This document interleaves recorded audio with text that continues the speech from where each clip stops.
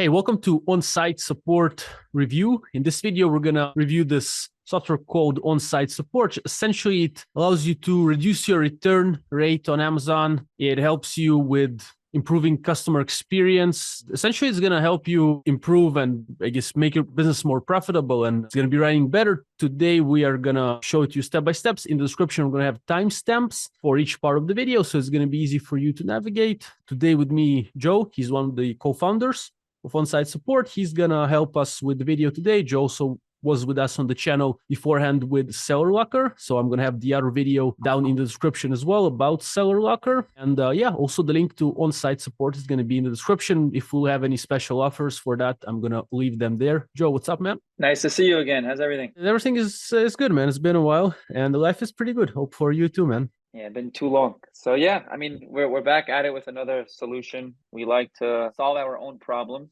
and we happen to stumble on two pretty big categories, both in the profit recovery, trying to stop some of the leakages in your business. Reimbursements is trying to stop Amazon's mistakes. Mm-hmm. On this side, we're trying to stop the costs of an expensive FBA returns, and returns in general are the most impactful expense in any e-commerce business. And then within FBA, Amazon, I think it's only magnified there with all the extra fees they charge you. So this is a pretty cool new solution that will help you stop some of those returns, cut the return costs in half when possible, and then stop a lot of the negative reviews that maybe could have been avoided through some quality customer support. Right, man. Yeah, you're right.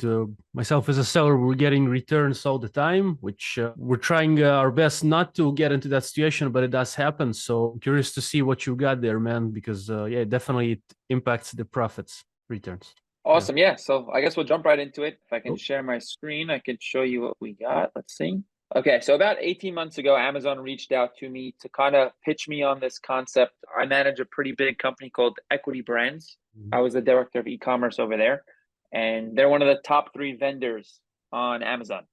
And Amazon reached out to us trying to provide support for our products. They wanted to charge us, I think it was like $1 or $2 per ticket, where they were going to add, this is the Amazon's orders page. This is where somebody goes to, click return, or click write a product review, like up here. They wanted to potentially add a yellow button where their reps, Amazon reps, would be doing troubleshooting for, some of my microwaves, some of my air conditions. I thought that was extremely silly. What is, Amazon reps, what do they know about providing support and fixing air conditions? So I didn't think that program made a lot of sense for us at that time. But being in the software space, being associated with Seller Locker and knowing the issues of an Amazon seller, we said, what if the brand was able to provide that support? Would you be interested in testing that button instead of going to your reps, maybe going to the reps, the brand themselves, if they're capable of providing support? So we tested it internally. The results were insane. We did need some software to start providing the support that we needed. A lot of the tools on the shelf that you can use as a brand are not catered to e-commerce. You want to be connected to the API. The landing page that you send them to wants to be able to educate the customers. What if you have dozens of products or multiple brands or categories? We know how busy an e-com seller is. There's no way for each one of these e-com sellers to now build a support landing page, a destination for support. How do we incorporate QR codes? So we started getting a little bit crazy with it, and Amazon kept getting on board because every new pilot tester that we would bring in kept seeing, insane results. Fast forward 18 months, we have a few hundred brands enrolled now in this program.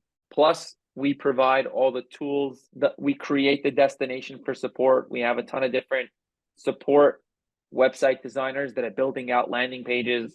We have people in our team that help with the integration and the setup, because that's also something e-commerce sellers don't have the time to set up. So we kind of approached it from, I was able to do it for my brand that I was representing, and this is what it took to end up with a quality support system. So that's enough about the intro. Basically, someone goes to their Amazon orders page. Instead of clicking return or write a product review, they now have this bright yellow get product support button. Now that button redirects the customer to a support landing page. Each one of these landing pages are built to either educate the customer on how he can install the product, how he should build the product, maybe troubleshoot the product if it's more technical, how he should wash and care for the product, depending on the category that the person sells in. Maybe the brand identifies that there's an issue with replacement pieces or parts, and there's a possibility where somebody goes ahead and buys something and it's missing. It comes with multi-packs or whatever it is, or someone sells a 7-pack of cups or a 6-pack of cups and one of them came damaged. We try to build the site in a way where we can try and guess the problems of the customer. But of course, by doing a return audit before we get started, we'll be able to find out what the most common reasons are for returns and then build out the site to cater to those needs. The customer should be able to self-educate on their own from the landing page. But if not, they're able to communicate. You saw through that live chat, through the live chat, or through submit a ticket. A brand doesn't actually have to be ready for live chat. They can just have a contact us form, and those tickets will come into the system. We'll have all the data from the API, what they ordered, when they ordered it, are they still within their return window? The goal is to get the customer to keep the product that they purchased or to accept a replacement unit. There's a very big financial impact, and I'll show you more landing pages in a bit, of stopping an FBA return. When someone sells something on Amazon, let's just say a $30 retail item, he pays a referral fee, that 15%. He pays a pick and pack fee, the cost of the product, the advertising, shipping it to Amazon, the storage fees. He's lucky if he's walking away with $5 to $6 on a $30 retail. What happens when there's an FBA return? Amazon pulls the full $30 from the account. So that's $6 that he was left with. Amazon pulls $30 back. Amazon doesn't give back that FBA fee. It's something that I don't think brands know. They don't know that Amazon does not return you your pick and pack fee. So you're also left fronting the bill for the shipping. In many scenarios, you're also paying a return processing fee. On a $30 retail, which you were about to profit $5 to $6, when you have one return, you're now in the hole for $21. It's going to take 3 future orders just to clean up one FBA return. This is the biggest financial expense on your Amazon statements at the end of the day. And it's because no one really is doing the research into this. We never had the ability to stop any of the returns. So it's been something you kind of have no control over.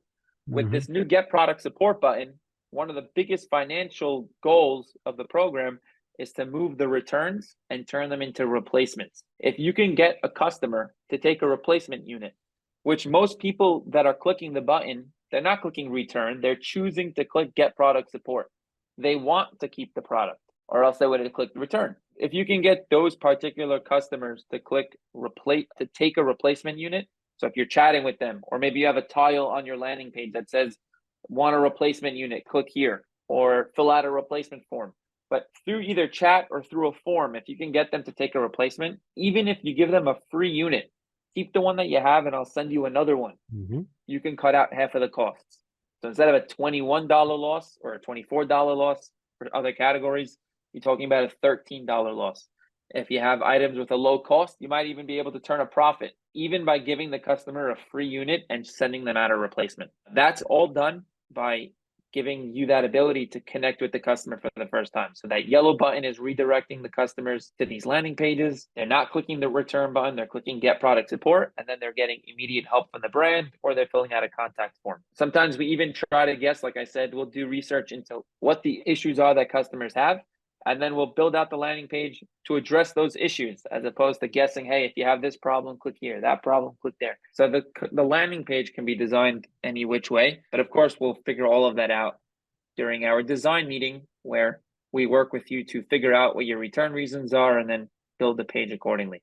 Joe, and if people don't have anything installed, like for example, they don't have nothing, but does the button appear for every seller now, or you have to enable the button? Or what if people click on Get Support and there's no website or nothing? Where do they go? Or so we have to enroll the brand in this program. You can't just get the yellow button on your own. We enroll you into the program with our partners at Amazon. They have to look over the destination that we're about to send these customers to. So they're going to look it over, make sure that it's a support site, make sure that there's no selling happening on the account, on the platform. This is our page that we built for you. We're going to host it. We're going to build it. We're going to integrate it with the system, the software that we're going to give you. But it has to also be within Amazon's policy. So you can have warranties. You can have troubleshooting and support tools. You can even have them go back to your Amazon store if you'd like. You can even have a button that says, click to leave an honest review. It has to be built within Amazon TOS, but it cannot go back to one of your own websites. That would be probably the only rule that Amazon has, is that, don't send them back to your Amazon website. So we do the enrollment and we do the building of the landing page. We build out your knowledge base with you based on the assets that you have, so that you can teach the customer how to install and use the product, have some helpful how-to videos. And then, of course, you can have UK support, US support. They can be translated in different languages. Again, the customer reaches out to you and you do what you can from a support perspective to go ahead and stop the review, stop the return, and then create a loyal customer that wants to keep coming back for more product.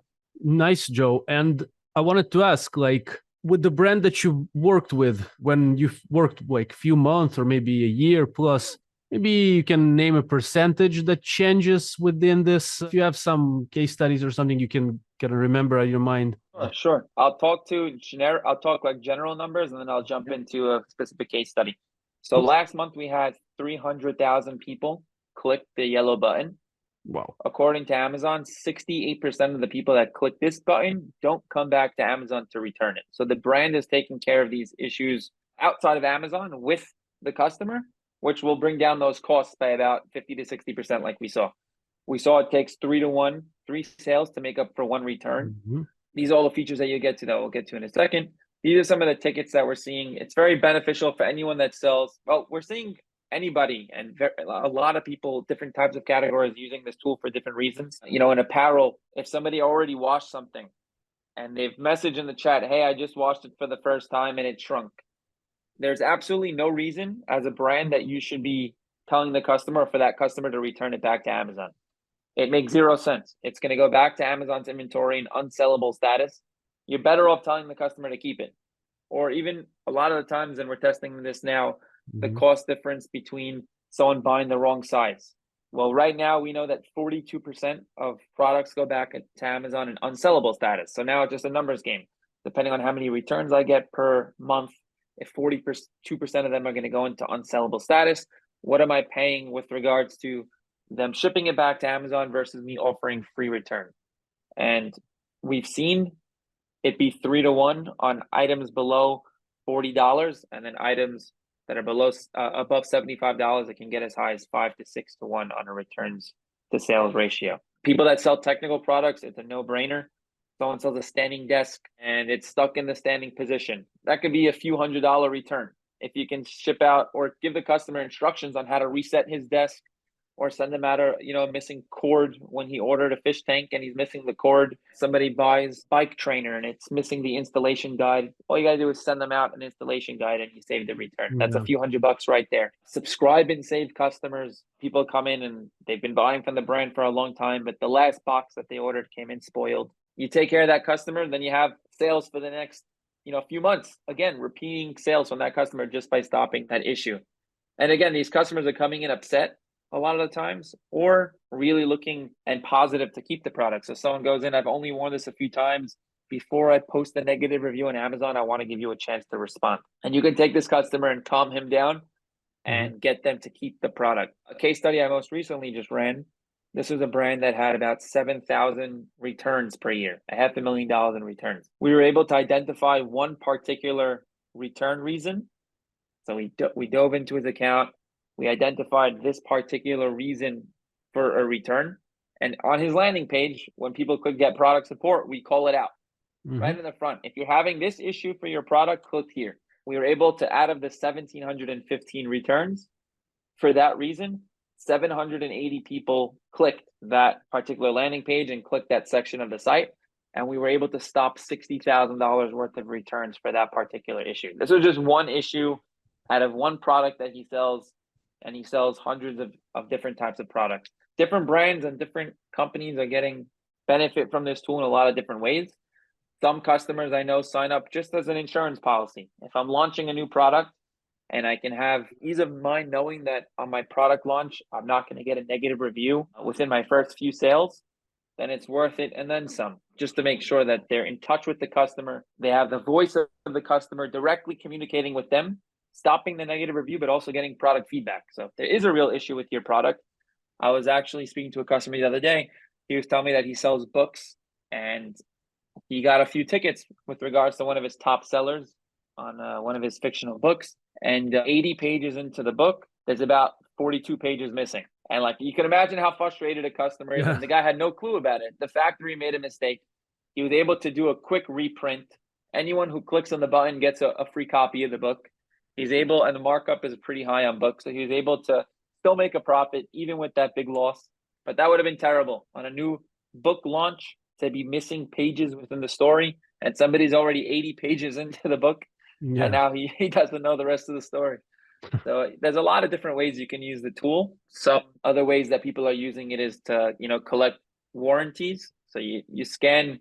Amazon gave us like a TOS compliant QR code. So instead of them having to click this get product support button, we can also put QR code in the box, like a little card, a place card, and that scan takes them to the landing page. And then on the landing page, they're able to go ahead and register for a warranty or watch any of the helpful videos. Someone that sells closets or shelves, they set up the page in a way where, installation steps, click here. And then that takes them straight to the video, and they're able to go ahead and make sure that they're using the page properly. So it's, I can go on all day, different ways that people are using it. I guess you got to try it for yourself and then see the ROI that you're going to get back. It's either going to be from returns being avoided, or it's going to be from collecting warranty emails. Could be a mixture of both. And then, of course, stopping negative reviews is massive with regards to, maintaining your brand reputation. Yeah, man. Also, returns. I'm not sure exactly what I'm going to say, but I believe if product has many returns, it affects your ranking. And recently, that's right, Amazon added this little not a snippet, or we can call it snippet or something, which says like frequently returned product. Did you see that? It maybe in the last few days it happened. Maybe in the last week. 100%. Yeah, I have it right here. I could show you. Yep. So there's actually, yes, it does affect your searching, the algorithm with regards to products with lower ratings and products that have pretty high reviews. This is the snippet that I think you're talking about. There you Frequently go, yeah. returned items. Mm-hmm. Yeah. So if an item, we don't know the parameters just yet with regards to how you get one of these on Vendor Central. We're starting to see a high return rate notice. So this is on the 1P side, where they're starting to warn you about particular products with high returns. It seems like, according to Amazon, the benchmark is 4.9%. Anything above, this is just what I'm seeing. Anything above that, I guess, is getting a return rate notice. And I guess it could potentially lead to something like this, which this was like it's a plague. If you have this on your product listing, I don't even know what the sales impact is yet. I don't know anybody personally that got it yet. Yeah. We're going to leave in the description the link to the software for people to check it out. Do you have the pricing of it, Joe, or how does it work? Is it like more case based on? So it's actually one price fits all. It's $2.99 a month. So you're basically investing $300 to find out if, and again, the software is not necessarily for the small seller unless he is very interested and he took a big inventory position and he wants to ensure that the few $100,000 that he invested in his product launch is going to have an additional safety to make sure he doesn't get bad reviews. It's more, in my opinion, for the sellers that are doing maybe 700,000 plus per year, where they have, or maybe more than that, and they have tens of thousands of dollars in returns, $50,000, $60,000, $70,000 in returns per year. And they're spending a few $100 a month to take a stab at reducing that amount. And and we've seen it over and over again. Brands like I just showed you, one of them stopped 60,000 in one product. But yeah, you're going ahead and you're investing a few $100 a month to reduce your return cost by tens of thousands of dollars a year. Yeah, pretty awesome, man. So we're gonna have the link in the description for those who wanna try it out and see for themselves. Is there like onboarding, or people just invest and it connects to them, or somebody talks to them once it happens? How does it work? Sure, I'll walk you through it. So someone signs up, they give us one report that'll have all their listings in there so that we can start the enrollment with Amazon. We'll go ahead and work with the brand. So our website designers will work with the brand. They'll have a design meeting to start crafting the website and figure out what we're trying to achieve based on, if someone has a few reps on standby, so then maybe they can have 24/7 live chat support. Other smaller teams that may be doing a lot of business on Amazon but don't have a lot of support reps will have a contact us form. It'll look like a live chat, but hey, we'll get back to you within 24 hours. And that's just as effective. So we'll build out the landing page based on the needs of and the capabilities of the brand. That takes about 10 days to get you enrolled and have the website built. And then you start getting those tickets from the Get Product Support button. And of course, if you put the QR code on your latest FBA shipment, you'd start getting tickets in from there. And I know we talked about Amazon most of this, but it's also on eBay, Walmart, Shopify, Newegg. The platform is connected there as well. There's no Get Product Support button there, but all of the buyer-seller messaging that comes through that a seller needs to respond to within 24 hours will also be pulled into our dashboard. So you will not need to be checking any more platforms anymore. You can just sign into OnSite and answer all of your tickets, even email, even social. You can connect anywhere where customers reach you. You can connect to OnSite so that you have one help desk for any of your support needs. Got it, man. And are there any obligations when we connect to you, like when we work with you, like, or can we cancel, or No, like just? you can cancel anytime, month to month. So it's $300 month to month. There is an onboarding fee. So the way it works, like I said, is you sign up, you pay an onboarding fee. It's usually $400. We're gonna give 50% off to your listeners, so it'll only be $200 to sign up. Nice. We won't charge a subscription until your landing page is built, it's set up and integrated properly the way that you like it. Nice. And you have that yellow button, and you have the Amazon Get Product Support button. When all that enrollment is done, the subscription starts. Fair enough, man. Joe, maybe something I didn't ask you and I should have asked. Like, it seems like we kind of covered how it works, but what do you think? Maybe I missed something? No, I think you're spot on today. All right, man. Well, then for all our viewers, listeners, we're going to have all the relevant links in the description. And as Joe mentioned, the special, is it going to be connected to the link, or is it the code that helps us? I'm going to give you a separate code. Appreciate that. So it's going to be a separate code in the description that cuts off 50% off from the onboarding fee. Of course, in the future, maybe prices will change and stuff like that, but I'll try to be in contact with the guys and always have the best deal there down in the description. And Joe, thanks for your time today, man. You got it. I think we'll make the code. We'll make the code VOVA50, VOVA 50. It's fine. Yeah, should be good. All right. So I'll send it over to you now, and they can always plug it in at checkout. Thank you, sir. And wish you a great day, Joe. You got it. Thanks for having me. Thank you, Thank sir. you.